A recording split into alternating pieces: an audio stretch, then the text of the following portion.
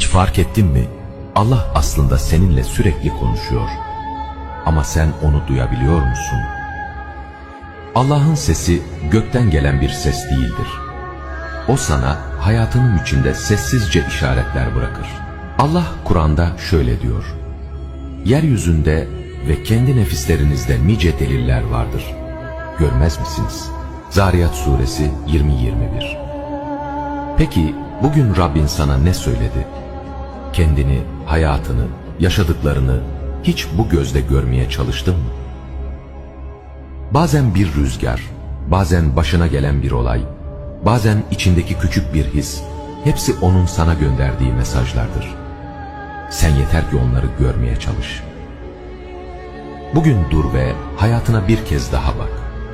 Çünkü Allah seninle sürekli konuşuyor. Dinlemek için sadece kalbini açman yeterli.